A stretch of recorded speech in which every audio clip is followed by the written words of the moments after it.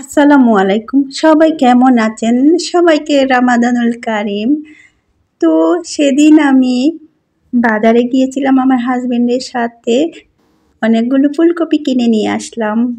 কয়েকটা ফুলকপি কিন্তু ভাজি করে খেয়ে ফেলেছি। তো ভাবলাম দুই একটা অন্তত ফ্রিজে প্রসেস করে রাখি, যখন ফুলকপি সিজন থাকবে না, এরকম টাটকা টাটকা ফ্রেশ তখনই কিন্তু খেতে মন চাইবে। তো যখন ইচ্ছে তখন ফ্রিজ থেকে বের করে খেতে পারবো। আর এরকম প্রসেস করে আমি ফুলকপিটা ফ্রিজে রেখে দিব। তো আশা করছি আমার সাথেই থাকবেন পুরো ভিডিও জুড়েই, বিরক্ত হবেন না। তো এখানে আমি একটি সুন্দর ফুলকপি কিন্তু ধুয়ে নিয়েছি, তারপর ডাঁটাটা ফেলে দিয়েছি। এখন এরকম আমি সাইজ করে কেটে নিয়েছি সব ফুলকপিগুলা। তো একটি বাটিতে পানি নিয়েছি, পানির মধ্যে কিন্তু আমি অল্প লবণ দিয়েছি, যাতে করে ফুলকপির মধ্যে পোকা যদি থাকে তো বের হয়ে যাবে। এভাবে আধা ঘন্টা ভিজিয়ে রাখবো। তো আমি সব ফুলকপি কিন্তু কেটে নিয়েছি। এখানে আমি একটি ফুলকপি নিয়েছি, আপনারা চাইলে বেশি নিতে পারেন, কেননা আমি বেশি নিলাম না, আমার ফ্রিজ অনেক ছোট। কিন্তু তখনই খেতে মন চাইবে যখন ফুলকপির এরকম টাটকা ফুলকপির সিজন থাকবে না।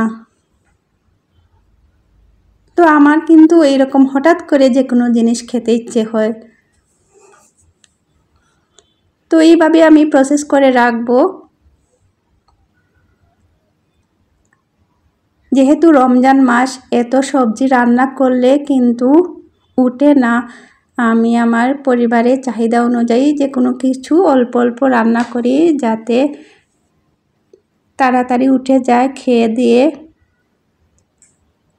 দেখুন আমি এইটিতে লবণ দিয়ে দিচ্ছি, লবণ দিয়ে প্রায় আধা ঘন্টার মতো ভিজিয়ে রাখবো। তো আমার বাটিটা কিন্তু ছোটো হয়ে গিয়েছে। এখন আমি একটি পাত্রে পানি বসিয়ে দিলাম, তারপর ঢাকনা দিয়ে ঢেকে রাখলাম।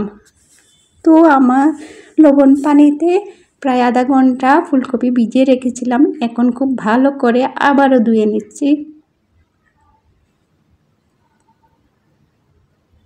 ধুয়ে আমি কিন্তু এই ফুটন্ত পানিতে দিয়ে দিলাম ফুলকপিটি।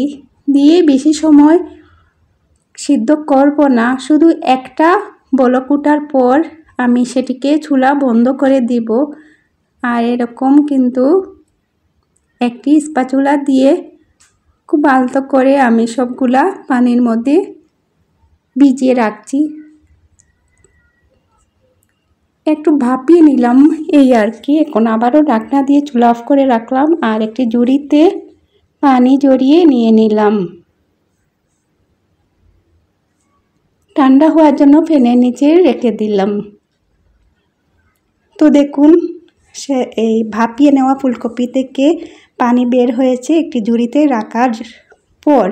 এখন একটি ট্রেতে আমি ছড়িয়ে ছিটিয়ে দিলাম ফুলকপিগুলা আর ফ্যানের নিচে রাখলাম,